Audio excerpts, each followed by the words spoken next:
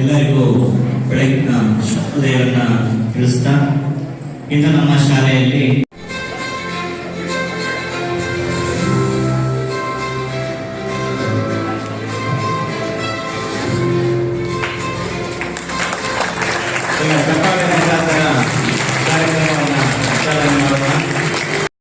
ಎಲ್ಲರಿಗೂ ಧನ್ಯವಾದಗಳನ್ನು ತಿಳಿಸುತ್ತಾ ಈ ವೇದಿಕೆ ಮೇಲೆ ಆಸೀನರಿರುವ ಎಲ್ಲರಿಗೂ ಸ್ವಾಗತ. ಸುಮಂತ್ರಯ್ಯನ ಕಥೆಗಳು ತುಂಬಾ ವಿಚಿತ್ರವಾಗಿವೆ. ಅವರಿಗೆ ಬೀಳುತ್ತಿದ್ದ ಕನಸುಗಳು ಮತ್ತು ಅವರಿಗೆ ತರಕಾರಿಗಳು ಹೇಳಿದ ಗುಂಡು ಮತ್ತು ಎರೆಹುಳು ಕಚ್ಚಿ ಆದದೆಂದು ಗಾಯ ಎಂಬ 3 ಕಥೆಗಳಿವೆ. ಆ 3 ಕಥೆಗಳು ತುಂಬಾ ಅದ್ಭುತವಾಗಿವೆ. ಮೊದಲನೆಯ ಕಥೆಯಲ್ಲಿ ಅವರು ಅಧಿಕಾರಿಗಳು 36 ಮಂದಿ ಬಂದಿದ್ದರು ಸುಮಂತ್ರಯ್ಯನವರ ತೋಟ ನೋಡಲು.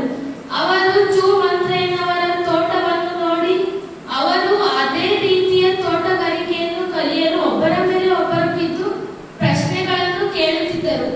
ಆಗ ಸುಮಂತ್ರಯ್ಯನವರು ಅವರಿಗೆ ಮೊದಲು ನಮ್ಮ ತೋಟವನ್ನು ನೋಡಿ ಬನ್ನಿ, ನೀವು ಹಾಕಿರುವ ಶೂಗಳನ್ನು ತೆಗೆಯಿರಿ ಮತ್ತು ನೀವು ಹಾಕಿರುವ ಕೂಲಿಂಗ್ ಗ್ಲಾಸ್ ತೆಗೆಯಿರಿ, ನೀವು ಹಾಕಿರುವ ಹ್ಯಾಟ್ ಅನ್ನು ತೆಗೆಯಿರಿ, ತೋಟ ನೋಡಿ ನಂತರ ಈ ಪ್ರಶ್ನೆಯನ್ನು ಕೇಳಿ ಆ ನಂತರ ಉತ್ತರಿಸುತ್ತೇನೆ ಎಂದು ಹೇಳುತ್ತಾರೆ. ಸುಮಂತ್ರಯ್ಯನವರು ನಮ್ಮದು ಮಾನವರಹಿತ ಬೇಸಾಯ, ಇಲ್ಲಿ ಹುಳು ಎರೆಹುಳು ಮುಂತಾದ ಹುಳುಗಳಿಂದ ಬೇಸಾಯ ನಡೆಯುತ್ತಿದೆ ಎಂದು ಹೇಳಿದರು. ಅದಕ್ಕೆ ನಮ್ಮ ತೋಟದಲ್ಲಿ ಅವರು ಕೈಗೆ ಕಟ್ಟಿದ್ದ ಬ್ಯಾಂಡೇಜ್ ಅನ್ನು ಒಬ್ಬರು ನೋಡಿ, ಸರ್ ನಿಮ್ಮ ಕೈಗೆ ಏನಾಗಿದೆ ಎಂದು ಕೇಳಿದರು. ಅದಕ್ಕೆ ಅವರು ಎರೆಹುಳು ಕಚ್ಚಿ ಗಾಯ ಆಗಿದೆ ಎಂದು ಹೇಳಿದರು. ಅದಕ್ಕೆ ಎರೆಹುಳು ಕಚ್ಚುತ್ತಾ ಎರೆಹುಳನ್ನು ರೈತನ ಮಿತ್ರ ಎಂದು ಕರೆಯುತ್ತಾರಲ್ಲ ಅಂತ ಪ್ರಶ್ನೆಯನ್ನು ಕೇಳಿದರು. ಎರೆಹುಳು ನಾಟಿನ ಹೈಬ್ರಿಡ್ ಮುಂತಾದ ಪ್ರಶ್ನೆಗಳನ್ನು ಕೇಳಿದರು. ಅದಕ್ಕೆ ಅವರು ನಕ್ಕಿ ಪ್ರಶ್ನೆಗಳನ್ನು ಕೇಳಿದ್ದನ್ನು ನೋಡಿ ಅವರು ಸುಮ್ಮನಾದರು. ಅವರೆಲ್ಲ ಬಂದಿದ್ದವರೆಲ್ಲ ಅವರ ಶೂಗಳ ಕಡೆ ಓಡಿದರು. ಅವರ ಕಥೆಗಳು ಇವರ ಕಥೆಗಳು ಓದಿದ ಮೇಲೆ ನಮಗೆ ತುಂಬಾ ವಿಚಿತ್ರವೆನಿಸಿತು. ಇವರಿಗೆ ಬೀಳುತ್ತಿದ್ದ ಕನಸುಗಳು. ಇವರು ಮೊದಲೇ ಮಾವಿನಕಾಯಿಗೆ ಮಂತ್ರಕ್ಕೆ ಮಾವಿನಕಾಯಿ ಉದುರಿಸುವುದು ಎಂದು ಊರವರೆಲ್ಲ ಹೇಳುತ್ತಿದ್ದರು. ಇವರು ತೆಂಗಿನ ಮರದ ತುದಿಯಲ್ಲಿ ಮತ್ತೆ ಕೊಡಲೆಯಲ್ಲಿ ಬೆಟ್ಟದ ತುದಿಯಲ್ಲಿ ಬೆಟ್ಟದ ಅಡಿಯಲ್ಲಿ ಕನಸುಗಳು ಬೀಳುತ್ತಿದ್ದವು. ಇವರಿಗೆ ಒಂದು ದಿನ ಬಿದ್ದ ಕನಸು ಏನೆಂದರೆ, ಒಂದು ದಿನ ಎಲ್ಲ ಶಾಲೆಯ ಮಕ್ಕಳು ಹೊಲದಲ್ಲಿ ಕೆಲಸ ಮಾಡುತ್ತಿದ್ದರು. ದನ ಕರು ಆಡು ಇವೆಲ್ಲವೂ ಶಿಕ್ಷಕರಾಗಿದ್ದರು.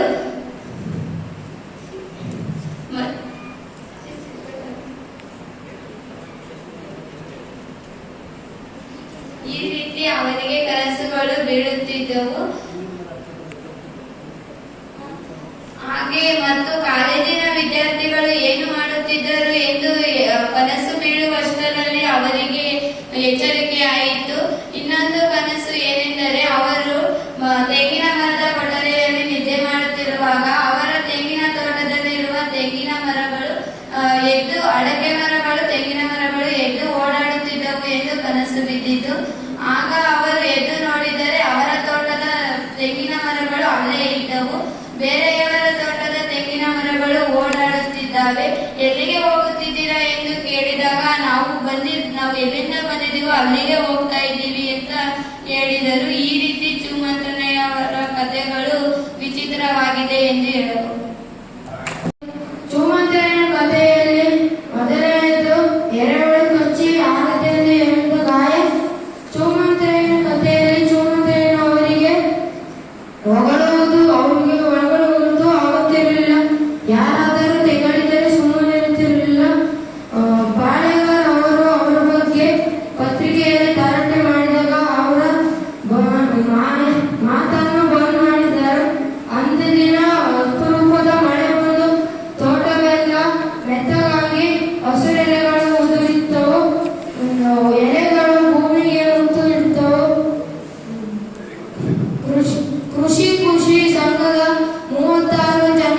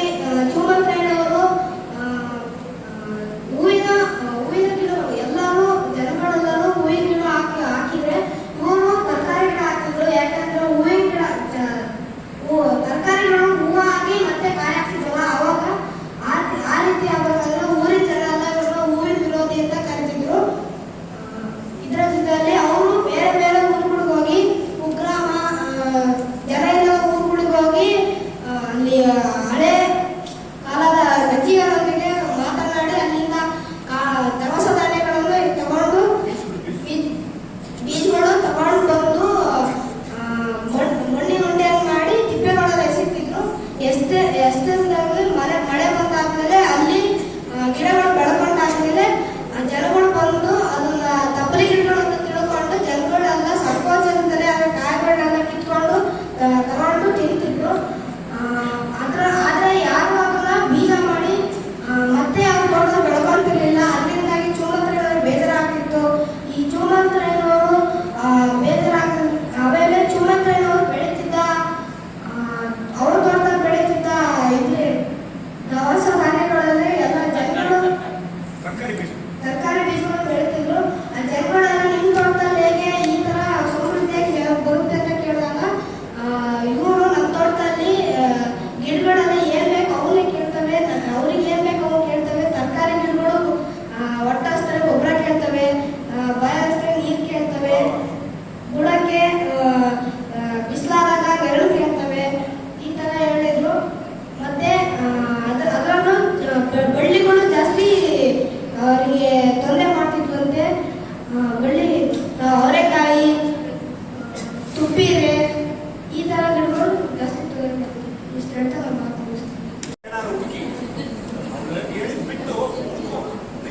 ಚಿಂತೆ ಮಾಡಬೇಡ, ಕೊಟ್ಟರೆ ಅದೇ ಕತೆ ಅಲ್ವಾ, ನೀನೇ ಮಾಡ. ನಿಮ್ಗೆ ಏನನ್ಸುತ್ತೆ? ಅವರು ಮಾತನಾಡ್ಬೇಕಾದ್ರೆ ಅವರಿಗೆ ಒಂದೊಂದು ಪದ ಗೊತ್ತಿಲ್ಲ, ಉಚ್ಚೆಳ್ಳು ಬೇರೆ ಬೇರೆ ರೀತಿ ಪದ ಗೊತ್ತಿಲ್ಲ. ಅವ್ರು ಹೇಳೋದ್ ಕೇಳಿಸ್ಕೊಂಡ್ರೆ ಮಾತ್ರ ಅವ್ರು ಮಾತಾಡೋದು ನಿಲ್ಲಿಸ್ತಿರ್ಲಿಲ್ಲ. ಅವರು ತರಕಾರಿ ಗಿಡಗಳನ್ನ ಹಾಕೋಕೆ ಅಜ್ಜಿರ ಹತ್ರ ಕಾಡಿ ಬೇಡಿ ಹೋಗಿ ತುಪ್ಪಿರೆ, ಇತ್ಲವರೆ, ಆಮೇಲೆ ಮುಂತಾದ ತರಕಾರಿ ಬೀಜಗಳನ್ನ ಕೇಳ್ಕೊಂಡ್ಬಿಟ್ಟು ತಾಮಂದು ಹಾಕ್ತಿದ್ರು ಅವರು ಕೈ ತೋಟದಲ್ಲಿ. ಅವರು ಜನಗಳು ಯಾವ ರೀತಿ ಇದ್ದಾರೆ ಅಂತ ನೋಡೋದಕ್ಕೋಸ್ಕರ ಸಗಣಿಯಲ್ಲಿ ತಿಪ್ಪೆ ಗುಂಡಿಗೆ ಹಾಕ್ಬಿಟ್ಟು ಗಿಡಗಳು ತರಕಾರಿ ಬೀಜಗಳನ್ನ, ಆಮೇಲೆ ಅದು ಮೊಳಕೆ ಹೊಡೆದು ದೊಡ್ಡವಾದ್ಮೇಲೆ ಅದ್ರಲ್ಲಿ ಬಿಟ್ಟ ತರಕಾರಿಗಳನ್ನೆಲ್ಲ ಜನ ಕಿತ್ಕೊಂಡು ಹೋಗ್ತಿದ್ರು. ಬೀಜಗಳು ಮಾತ್ರ ತಗೊಂಡು ಮತ್ತೆ ಅವರು ಬೆಳೆಸೋದಕ್ಕೆ ಹೋಗ್ತಿರ್ಲಿಲ್ಲ. ಬೀಜಕ್ಕೆ ಬಿಡ್ತಿರ್ಲಿಲ್ಲ, ಗಿಡ ಕಾಯಿನ ಬೀಜಕ್ಕೆ ಬಿಡ್ತಿರ್ಲಿಲ್ಲ, ಬೀಜಕ್ಕೆ ಬಿಡ್ತಿರ್ಲಿಲ್ಲ, ಹಂಗ್ ಕಿತ್ಕೊಂಡು ಹೋಗ್ತಿದ್ರು. ಎಲ್ಲರೂ ತಿಂದಾಕ್ತವ. ಕರೆಕ್ಟ್. ಹಂಗೆ ಆ ಕತೆ ಊರ್ಬೇಕು, ಊರ್ತಲೇ ಇಲ್ಲ. ನೋಡಿ ಈಗ ಕತೆ ಬಂತು, ಕತೆ ಅಂದ್ರೆ ಊರ್ಬೇಕು. ಇಲ್ಲ ನೋಡಲ್ಲಿ ಯಾರು ಕತೆ ಊರ್ಸ್ಕೊಂಡು ಕತೆ ಹೇಳೋರು ಯಾರು ಬರಲ್ಲ. ನೀನಾರ ಊತೆ ನೋಡಿ ಚಪ್ಪಳೆ ಹೊಡಿರೋದು. ಜೋರು ಮಳೆ ಬಂದಂತೆ, ಮಳೆ ಬಂದು ನೆಲ ಎಲ್ಲ ತುಂಬಾ ನೆಂದು ಇದು ಮರದಲ್ಲಿ ಒಣ ಎಲೆಗಳೆಲ್ಲ ಇರ್ತಾವಲ್ಲ, ಅವೆಲ್ಲ ಕೆಳಗಡೆ ಎಲ್ಲ ಬಿದ್ದೋಗ್ಬಿಟ್ಟಿದ್ವು. ಅವಾಗ ಒಂದಿನ ಬೆಂಗಳೂರಿಂದ ಇದು ಕೃಷಿ ಎಂಬ ಸಂಘದಿಂದ ಬರ್ತಾರೆ. ಇದು ಚುಮಂತ್ರಯ್ಯನವರ ತೋಟ ನೋಡಕ್ ಬರ್ತಾರೆ. ಅವಾಗ ಅವ್ರು ಬಂದ್ಬಿಟ್ಟು ಅದರಲ್ಲಿ ಒಬ್ರು ಡಾಕ್ಟರ್, ಪ್ರೊಫೆಸರ್ ಮತ್ತೆ ಸೀರಿಯಲ್ ಅವರು ಎಲ್ಲರೂ ಅದರಲ್ಲಿ ಒಬ್ಬೊಬ್ರು ಕಲಾವಿದ್ರು ಇದ್ರು. ಅದರಲ್ಲಿ ಒಬ್ರು ಡಾಕ್ಟರ್ ಹೆಗ್ಡೆ ಅನ್ನೋರು ಜನಗಳೆಲ್ಲ ಏನು ಊಟ ಮಾಡಿ ಸೇವಿಸ್ತಾರೆ, ವಿಷಗಳಿಂದ ಅನ್ನ ಏನಂತ ಏನೇನೋ ಪ್ರಶ್ನೆಗಳು ಮಾಡ್ತಾರೆ. ಅದರಲ್ಲಿ 36 ಜನ ಇದ್ದಾರಲ್ಲ, ಅದ್ರಲ್ಲಿ ಏನೇನೋ ತಲೆಹರಟೆ ಕ್ವಶನ್ಗಳು ಕೇಳ್ತಾರೆ. ನಿಮ್ ತೋಟದಲ್ಲಿ ಗುಲಾಬಿ ಹೂ ಬಿಡುತ್ತಾ, ಮತ್ತೆ ಅಕ್ಕಿಗಳೆಲ್ಲ ಯಾಕೆ ಗಲಾಟೆ ಮಾಡ್ತಾರೆ ಅಂತ ಏನೇನೋ ಕೇಳ್ತಾರೆ ಪ್ರಶ್ನೆಗಳನ್ನ. ಅವ್ರು ನೋಡಿ ಬಂದ್ರೆ ತಾನೇ ಗೊತ್ತಾಗದು ಅಲ್ಲಿ ಏನ್ ಬೆಳೆದಿದೆ, ಏನಿದೆ, ಅಕ್ಕಿಗಳು ಯಾಕೆ ಗಲಾಟೆ ಮಾಡ್ತಾರೆ ಅಂತ ಬಂದು ನೋಡಿದ್ರೆ ತಾನೇ ಗೊತ್ತಾಗೋದು. ನೋಡ್ದೆ ಮಾಡಿ ಬಂದು ಈಗ ಮಾತಾಡಿದ್ರೆ ಯಾರಿಗೆ ತಾನೇ ಗೊತ್ತಾಗುತ್ತೆ. ಅದಕ್ಕೆ ಚುಮಂತ್ರಯ್ಯನವರು ಹೇಳ್ತಾರೆ, ನೀವು ಬಂದು ನೋಡ್ರಿ, ಆಮೇಲೆ ಬಂದು ಮಾತಾಡ್ರಿ ಅಂತ ಹೇಳ್ತಾರೆ. ಅವಾಗ ಚುಮಂತ್ರಯ್ಯನವರು ಅವರಿಗೆ ಚಮಕ್ ಕೊಡ್ತಾರೆ. ನೀವ್ ಯಾಕೆ ನಿಮ್ ಹೆಂಡತಿ ಮಕ್ಕಳನ್ನೆಲ್ಲ ಕರ್ಕೊಂಬಂದಿ ತೋಟ ಬಿಡಕ್ಕೆ?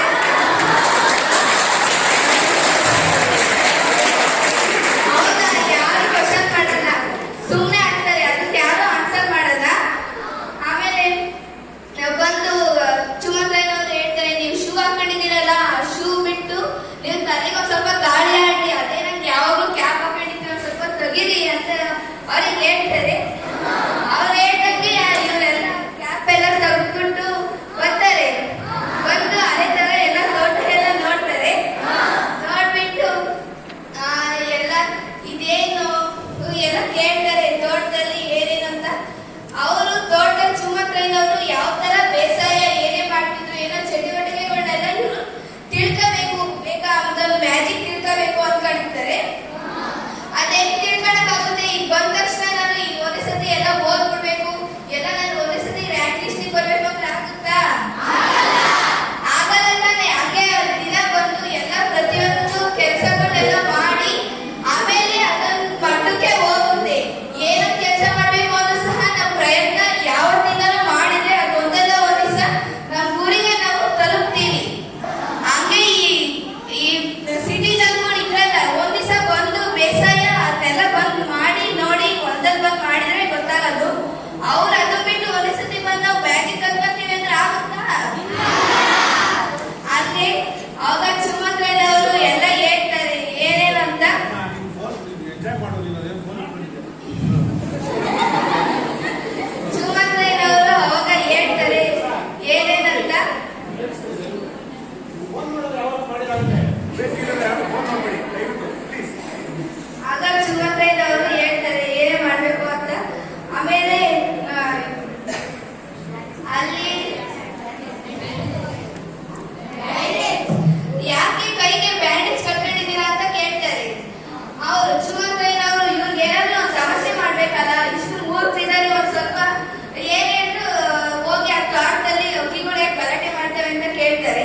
ಅದಕ್ಕೆ ಇವ್ರು ಸಮಸ್ಯೆ ಮಾಡಿದ್ರೆ ಹೆಂಗಿರುತ್ತೆ ಅಂತ ಇವರು ಹೇಳ್ತಾರೆ. ಇದು ಕೈಗೆ ಯಾಕೆ ಬ್ಯಾಂಡೇಜ್ ಕಟ್ಟಿದ್ರ ಅಂದ ತಕ್ಷಣ ಕೈಗೆ ಎರೆಹುಳ ಕಚ್ಚಿ ಆಗುತ್ತದ ಗಾಯ ಅಂತ ಹೇಳ್ತಾರೆ. ಅವಾಗ ಪಕ್ಕದಾಗೆ ಅವ್ರ ಸಹಾಯ ಮಾಡಿರ್ತಾರಲ್ಲ ಸ್ವಾಮಿ ಅಂತ. ಹಲೋ ಹಲೋ, ಎರೆಹುಳ ಖಚಿತ ಕೇಳು. ಎರೆಹುಳ ಕಚ್ಚುತ್ತಾ? ಮತ್ತೆ ಅವರಿಗೆ ಗೊತ್ತಿಲ್ಲ. ಅವರು ಸಿಟಿಯಲ್ಲೆಲ್ಲ ಹಂಗಾಗಿ ಬಂದು ಗೊತ್ತಿಲ್ಲ ಅವರಿಗೆ ಏನಂತ. ಅವರು ಬಂದು ಹಳ್ಳಿಲಿ ಬಂದು ಬೇಸಾಯ ಅದನ್ನೆಲ್ಲ ಮಾಡಿದ್ರೆ ಗೊತ್ತಾಗೋದು ಎರೆಹುಳ ಕಚ್ಚುತ್ತಾ ಇಲ್ವಾ ಅಂತ. ಅವ್ರಿಗೆ ಗೊತ್ತಿದ್ರೆ ತಾನೆ, ಅದಕ್ಕೆ ಕೇಳ್ತಾರೆ. ಅವಾಗ ಅವರು ಕೇಳ್ತಾರೆ ಎರೆಹುಳ ಕಚ್ಚುತ್ತಾ? ಕಚ್ಚಲ್ವಾ? ಏನು ಕಚ್ಚಿ ಓಡೋಗ್ಬಿಡ್ತಾ? ಕಚ್ಚಿದ್ರೆ ಓಡೋಗ್ಬಿಡ್ತಾ ಎರೆಹುಳ? ಅದು ನಾಟಿನ ಹೈಬ್ರಿಡ್ ಅಂತ ಕೇಳ್ತಾರೆ. ಒಂಥರ ತರಲೆ ಪ್ರಶ್ನೆಗಳು. ಅದು ಕಚ್ಚಿದ್ದು ರಕ್ತ ಬಂದ, ಮತ್ತೆ ಕಚ್ಚಿ ಓಡೋಗ್ಬಿಡ್ತಾ ಕೈ ಸಿಗ್ದಂಗೆ ಅಂತ ಏನೇನೋ ಕ್ವಶನ್ಗಳೆಲ್ಲ ಕೇಳ್ತಾರೆ. ಅದಾದ್ಮೇಲೆ ಅವರು ನಗ್ತಾರೆ, ಎಂಜಾಯ್ ಮಾಡ್ತಾರೆ. ಇನ್ನೊಂಥರ ನೋಡಿ, ಅದೊಂದು ಮೂರ್ಖ ಅದೊಂದು ಪ್ರಶ್ನೆಯಿಂದ ಎಷ್ಟು ಮೂರ್ಖ ಕ್ವಶನ್ಗಳೆಲ್ಲ ಇವ್ರು ಕೇಳಿದ್ರು. ಕೇಳಾದ್ಮೇಲೆ ಅವಾಗ ಅವ್ರು ಹೇಳ್ತಾರೆ ನಗು ನಿಲ್ಸೋಕಿಟ್ಬಿಟ್ಟು, ಇದು ನಿಂಬೆಹಣ್ಣು ಬ್ರೌನಿಂಗ್ ಮಾಡ್ಬೇಕಂದ್ರೆ ಅದೇ ನಿಂಬೆಹಣ್ಣ ತಪ್ಪಿಸ್ತಾರಲ್ಲ ಒಂದೇ ಸಮಕ್ಕೆ ಅರ್ಜೆಂಟಾಗಿ ಆಗಿದ್ದ ಗಾಯ, ಹಂಗಾಗಿ ಬ್ಯಾಂಡೇಜ್ ಮಾಡ್ಕೊಂಡಿತ್ತು ಅಂತ ಹೇಳಿ ಆಮೇಲೆ ಬೇಸಾಯ ಮಾಡ್ಬೇಕು ಅಂದ್ರೆ ಅದೇ ಅವಾಗಿನ ಯೂರಿಯಾ, ಪೊಟ್ಯಾಷಿಯಂ ಗೊಬ್ಬರಗಳು ಏನೇನೋ ಹಾಕಿ ಈಗ ಆಹಾರನ ತಯಾರಿಕೆ ಮಾಡ್ತಾರೆ. ಹಂಗಾಗಿ ಸಿಟಿ ಜನಗಳಿಗೆಲ್ಲ ಏನೇನೋ ಕಾಯಿಲೆಗಳು ಎಲ್ಲ ಬರ್ತವೆ.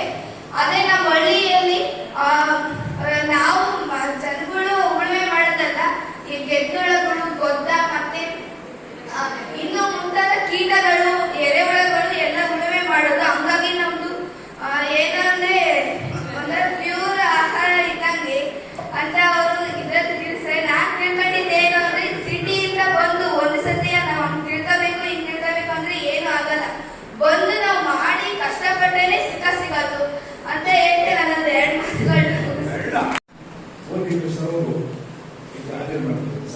ಅನಿವಾರ್ಯ ಸಂದರ್ಭ ಬೇಕಾಗಿದೆ. ನಮ್ಮ ಮಕ್ಕಳಿಗೆ ಒಂದು ಲೇಖಕರನ್ನ ಮತ್ತು ಮಕ್ಕಳನ್ನ ಸಮಾಗಮ ಮಾಡೋದು, ಮುಖಾಮುಖಿ ಮಾಡೋದು ಈ ಕಾರ್ಯಕ್ರಮ. ಬಹುಶಃ ಅಪರೂಪದಲ್ಲಿ ಆ ಕಾರ್ಯಕ್ರಮ ಬಹಳ ಖುಷಿ ಪಡುತ್ತೆ. ಹೆಚ್ಚೆ ಸಾಲು ಸಾಂಸ್ಕೃತಿಕ ವೇದಿಕೆಯ ಅಧ್ಯಕ್ಷರು, ಕಾಲೇಜಿನ ಪ್ರಾಚಾರ್ಯರಾಗಿರ್ತಕ್ಕಂಥ ಮಂಜುನಾಥ್ ನಿಜವಾದ ಆಗಬೇಕಾಗಿದೆ ಅನ್ನೋದ್ರೆ ಆ ಕಥೆ ನನ್ನೊಳಗೆ ಏನ್ ಕೆಲಸ ಮಾಡ್ಕೊಳ್ಳೋದು ಆಗಬೇಕಾಗಿತ್ತು. ಒಂದು ಎರೆಹುಳು ಕಚ್ಚತ್ತ ಅನ್ನುವಂಥ ಪ್ರಶ್ನೆ ಇಟ್ಕೊಂಡು ನಾವಿವತ್ತು ನಾವು ನೆಲಮೂಲರು ರೈತರು ನಾವೆಲ್ಲ ನೆಲಮೂಲನ ಬಂದಿರ್ತಕ್ಕಂಥ ಮಕ್ಕಳು ನಮಗೂ ಈ ಅವಕಾಶವನ್ನು ತಾವು ಬಳಸ್ಕೋಬೇಕು. ಒಬ್ಬ ಕಥೆಗಾರ, ಒಬ್ಬ ಲೇಖಕ, ಓದುಗರ ಸಮಸ್ಯೆ ಬಂದಾಗ ಇದು ಬಹಳ ಅಪರೂಪ ಕೆಲಸ ಇದೆ. ಆಗಲ್ಲ ಇವತ್ತೆಲ್ಲ ನಾವೇನಾಗಿದ್ದೀವಿ ಅಂದ್ರೆ ಪಠ್ಯ ಪುಸ್ತಕಗಳನ್ನ ಅಷ್ಟೇ ಓದಿದ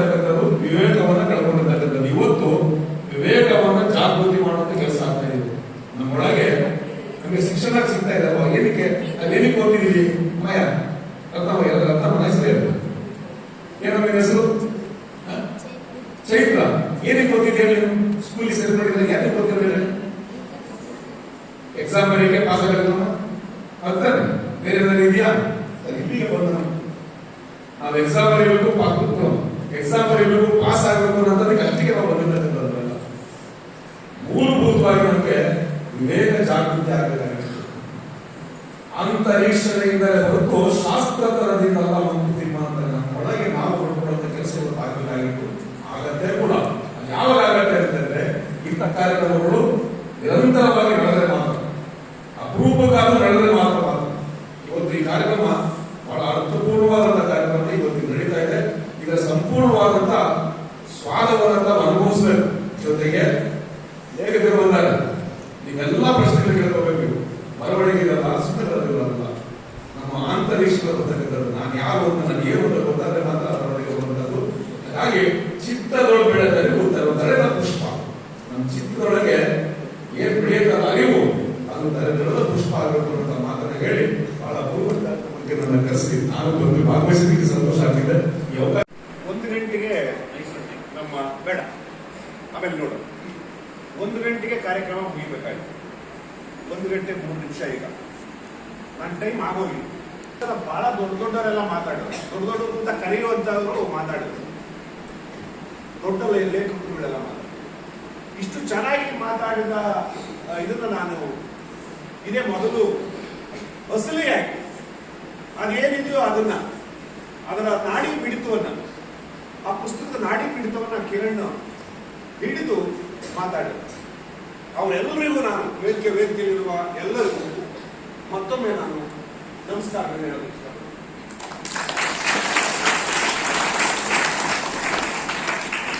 ಈ ತರದ ಕಾರ್ಯಕ್ರಮ ಕೇವಲ ಕಾರ್ಯಕ್ರಮದ ತರ ಆದ್ರೆ ಮನಸ್ಸುಗಳನ್ನ ಕಟ್ಟಕ್ಕಾಗಲ್ಲ. ಪ್ರತಿ ತರಗತಿ ಅದು ಕೆಮಿಸ್ಟ್ರಿ ಇರ್ಬೋದು, ಹಿಸ್ಟ್ರಿ ಇರ್ಬೋದು, ಕನ್ನಡ ಇರ್ಬೋದು, ಇಂಗ್ಲಿಷ್ ಇರ್ಬೋದು, ಹಿಂದಿ ಇರ್ಬೋದು, ಆ ತರಗತಿಗಳು ಈ ಸ್ವರೂಪವನ್ನ ಪಡ್ಕೊಂಡ್ರೆ ಮಾತ್ರ ಏನಾದ್ರು ಮನಸ್ಸುಗಳನ್ನ ಕಟ್ಬೋದು. ಡಾಕ್ಟರ್ನ, ಇಂಜಿನಿಯರ್ನ, ಸಾಹಿತಿಗಳನ್ನ, ಭಾಷಣಕಾರರನ್ನ ಸೃಷ್ಟಿ ಮಾಡೋದು ಏನ್ ಬಹಳ ದೊಡ್ಡ ವಿಚಾರ ಅಲ್ಲ. ಅವರಿಗಿಂತ ಅಂತಃಕರಣವನ್ನ, ನಡೆ ನುಡಿಯನ್ನ, ಹಲೋ ಪ್ರತಿಯೊಬ್ಬರಿಗೂ ಮಾತಾಡ್ತಿದ್ದೀನಿ ನಾನು. ಹಿಂದಿರೋರು ಮುಂದಿರೋರು ಅಂತ ಇಲ್ಲ, ಪ್ರತಿಯೊಬ್ಬರಿಗೂ ನಾನು ಅಡ್ರೆಸ್ ಮಾಡ್ತಿದ್ದೀನಿ. ಇವಳಿಗೆ ಇಂಡಿವಿಜುವಲ್ ಆಗಿ ಮಾತಾಡ್ತಿದ್ದೀನಿ. ನಾನು ನೀನು ಅಂತ ತಿಳಿಬೇಕು. ತರಗತಿಗಳನ್ನ ಹಾಗೆ ಕೇಳಿದ್ರೆ, ತರಗತಿಗಳ ಒಳಗಡೆನಲ್ಲಿ ಕೂಡ ನಮ್ಮ ಟೀಚರ್ಗಳು ಮತ್ತು ನಾನು ಇಬ್ಬರೇ ಇದ್ದೀವಿ, ನನ್ನನ್ನ ಕೂತು ಪಾಠ ಮಾಡ್ತಾ ಇದ್ದಾರೆ ಅಂತ ನೀನ್ ತಿಳಿದ್ರೆ ನೀನ್ ಚೆನ್ನಾಗಿ ಬೆಳಿತೀಯಾ, ಹಬ್ಬತೀಯಾ, ಪ್ರೀತಿಯನ್ನ ಕೊಡ್ತೀಯಾ, ಪ್ರೀತಿಯನ್ನ ಪಡಿತೀಯಾ. ಎಲ್ಲರೂ ಮಾಡೋದು ಹೊಟ್ಟೆಗಾಗಿ ಅಂತ ಹೇಳಿ ದಾಸರ ಹಾಡ್ತಾರೆ. ಆ ಮಾತು ತುಂಬಾ ಸತ್ಯ, ಬಹಳ ದೊಡ್ಡ ಸತ್ಯ. ಮನುಷ್ಯರು ಸಿಕ್ಕಾಪಟ್ಟೆ ಮನುಷ್ಯರಾಗ್ಬಿಟ್ಟಿದೀವಿ. ನಾವು ಬ್ಯಾಕ್ ಟು ದಿ ನೇಚರ್ ಹೋಗ್ಲೇಬೇಕು. ಮೊಬೈಲ್ನ ಜೊತೆನಲ್ಲೇ ಹೋಗ್ಬೇಕು. Bus, car, lorry, flight, fan ಎಲ್ಲವೂ ವಿಜ್ಞಾನ, ಅವು ಹುಟ್ಟಿಸಿರುವ ತಂತ್ರಜ್ಞಾನ, ಇವುಗಳೆಲ್ಲವುಗಳ ಜೊತೆನಲ್ಲೇ ಪ್ರಯಾಣ ಮಾಡಬೇಕಾಗುತ್ತೆ. ಅಷ್ಟು ದೂರ ಬಂದ್ಬಿಟ್ಟಿದ್ವಿ ನಾವು ಪ್ರಕೃತಿಯಿಂದ. ಟೀಚರ್ಸ್ ಮನಸ್ಸು ಮಾಡಬೇಕು. ನನಗೆ ಅವ್ರ ಮೇಲೆ ನಂಬಿಕೆ. ಪ್ರಾಚಾರ್ಯರು ಮನಸ್ಸು ಮಾಡಬೇಕು. ನಾನು ಒಂದ್ ದಿವಸ ಬಂದು, ಕಿರಣ್ ಒಂದ್ ದಿವಸ ಬಂದು ಬೇಕಾದ ಹೇಳು, ಚೆನ್ನಾಗಿ ಭಾಷಣ ಮಾಡಿದ್ರು ಅಂತ ಹೇಳಿ ಹೇಳಿದ್ರು. ನೀವು ರೂಪಿಸಲ್ಪಡುವುದು ತರಗತಿಗಳ ಒಳಗೆ, ನಿಮ್ಮ ಮನಸ್ಸಿನ ಒಳಗೆ, ನಿಮ್ಮ ಮನೆಯಲ್ಲಿ, ಬೀದಿಗಳಲ್ಲಿ, ನೀವು ನೋಡುವ ಕಣ್ಣುಗಳಲ್ಲಿ ಮಾತ್ರ ಬದಲಾವಣೆ ಸಾಧ್ಯವೇ ಹೊರತು ಲಕ್ಷ ಭಾಷಣಗಳನ್ನು ಕೇಳವ್ರೆ, ಲಕ್ಷ ಭಾಷಣಗಳನ್ನು ಮಾಡ್ಯವ್ರೆ, ಮಾಡಿ ಮಾಡಿ ಕೆಟ್ಟರು ಮನವಿಲ್ಲದೆ ಅಂತ ಹೇಳಿ ತರಗತಿಗಳಲ್ಲಿ ಎಷ್ಟು ಕೆಲಸ ಮಾಡ್ತೀವಪ್ಪ ನಾವು. ಪಾಠ ಮಾಡಿದ್ದೆ. ಪ್ರೈಮರಿಯಿಂದ ಹಿಡಿದು ನಾನು ಡಿಗ್ರಿ ಕಾಲೇಜಿನ ಪ್ರೊಫೆಸರು, ಅಲ್ಲಿ ತನಕ ಆಡಿದ್ದೆ.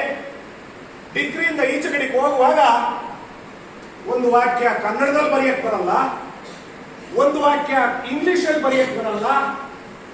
ಅಂತ education system, degree, masters degree, PhD, doctor ಆಗಿರ್ತಾರೆ, ಇಂಜಿನಿಯರ್ಗಳಾಗಿರ್ತಾರೆ. ಸಮಾಜ ನೋಡ ಕಣ್ಣುಗಳೇ ಇರಲ್ಲ, ಅವರ ಅವ್ವ ಅಪ್ಪನ್ನ ನೋಡುವ ಕಣ್ಣುಗಳೇ ಇರಲ್ಲ. ಕಿತ್ತಾಕಿರ್ತಾರೆ, ಅವರೇ ವಿಷಪಾತಕರಾಗಿರ್ತಾರೆ. ಯಾಕೆ? ಸರ್ಕಾರಿ ಕಚೇರಿಗಳಲ್ಲಿ ಹೋಗಕ್ಕೆ ಭಯ ಆಗುತ್ತೆ. ಇಲ್ಲಿ ಹೇಳ್ಕೊಟ್ಟದ್ದೇ ಬಸವಣ್ಣ, ಗಾಂಧಿ, ಅಂಬೇಡ್ಕರ್. ಎಲ್ಲಿ ತಪ್ಪಿದೀವಿ ನಾವು? ನಿಮ್ ಮನಸ್ಸನ್ನು ಕಟ್ಟೋದ್ರೊಳಗಡೆ ನಾವು ಸೋತಿದೀವಿ. ಆ ಕೆಲಸನ ಈ ಸಂಸ್ಥೆ ಮಾಡ್ತಾ ಇದೆ. ಇಷ್ಟು ಚೆನ್ನಾಗಿ ಇಷ್ಟು ಗಂಟೆ 2.5 ಗಂಟೆ ಆಯ್ತು ಕೂತ್ಕೊಂಡು ಕೇಳುವಂತ ಧ್ಯಾನಸ್ಥ ಸ್ಥಿತಿಯನ್ನ ನಿಮ್ಮ ಟೀಚರ್ಸು ನಿಮಗೆ ಕಲಿಸವ್ರೆ. ಒಡರಿ ಚಪ್ಪಾಳೆ. ಮತ್ತೆ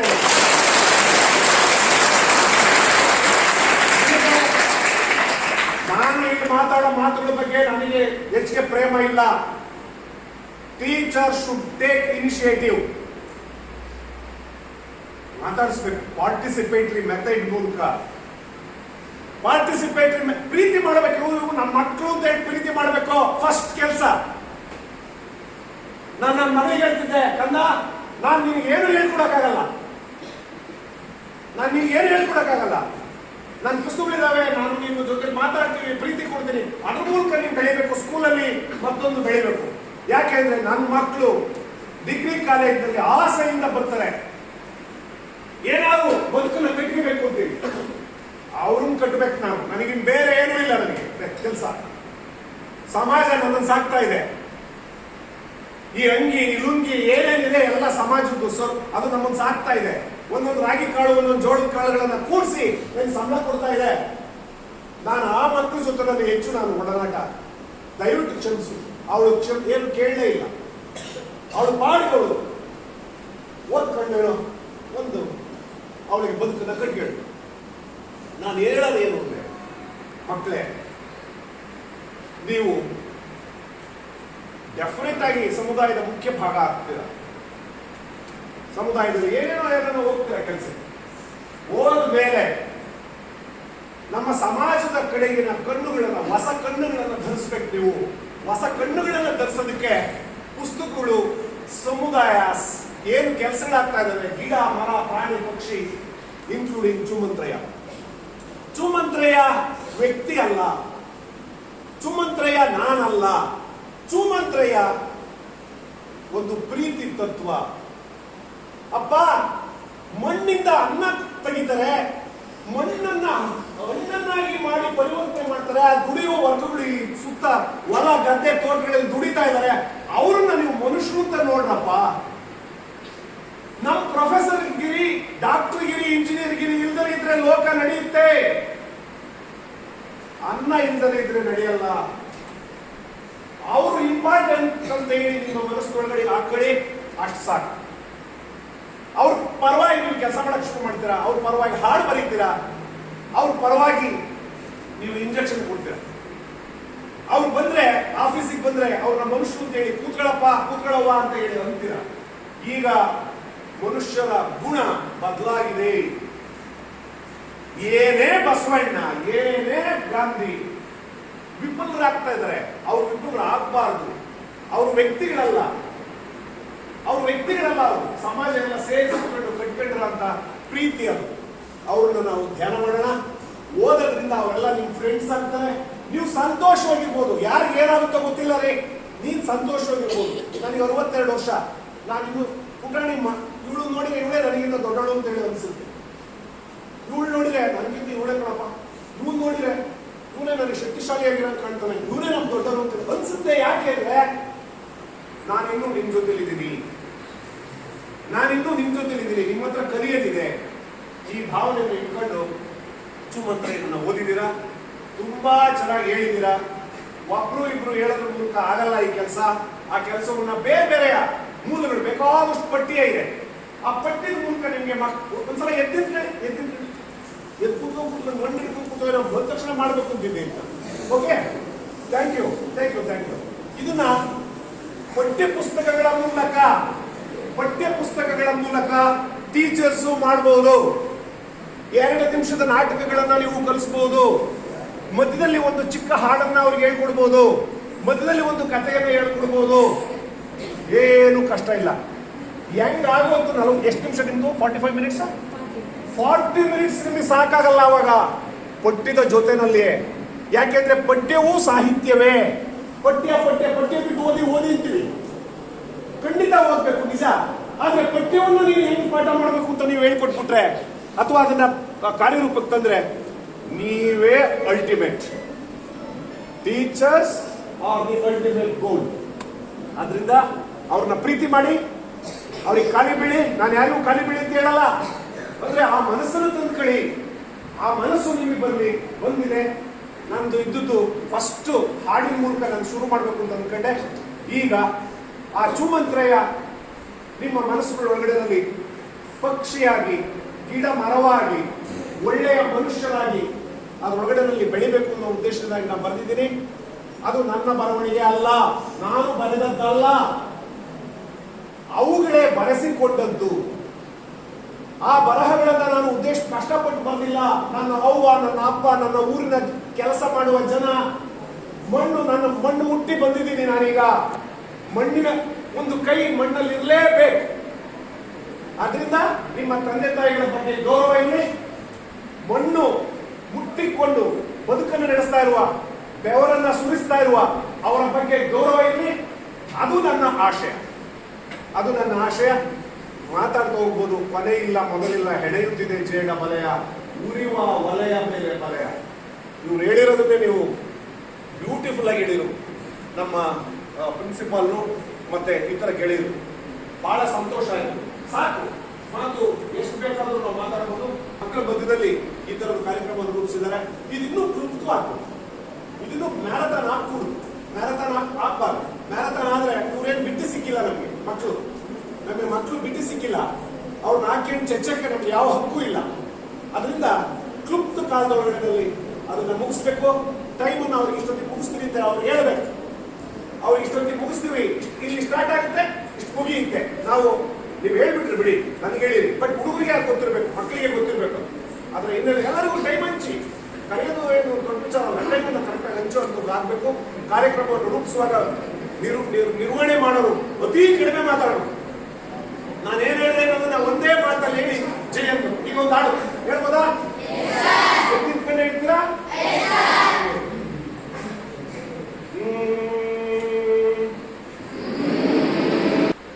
ಆಕಾಶ ಕಳಿಸಿ ಕೆಳಗ್ ಬಿದ್ರೆ ಆಗು ನಾನು ಆಟ ಆಡ್ತಿದ್ರೆ. ಆಕಾಶ ಕಳಿಸಿ ಕೆಳಗ್ ಬಿದ್ರೆ ವಿತ್ ಆಕ್ಷನ್ ಆಡ್ಬೇಕು.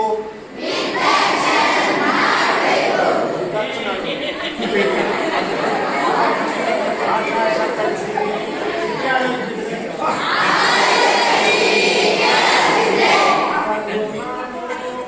ಆಟ ಆಡ್ತಿದ್ರೆ.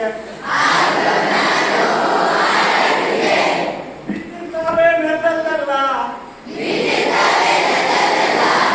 ಸಲ ಕುಡೀರಿ. ಬಿಟ್ಟಿದ್ದಲ್ಲ ಜಲ ಪಿಲ್ಲಿ ನಕ್ಷತ್ರ,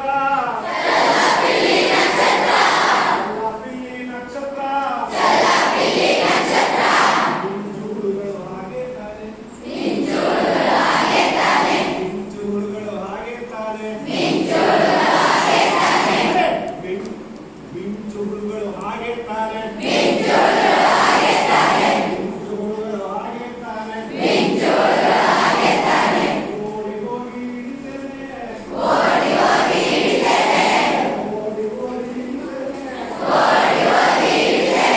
ನಾಚಿಕೆ ನಾಲ್ಕು ನಾಚಿಕೆ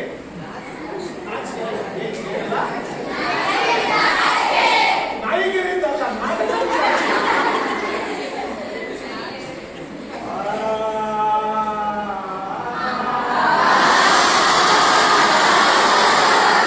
ಆಕಾಶ ಕಳಿಸಿ ಕೆಳಗ್ ಬಿದ್ರೆ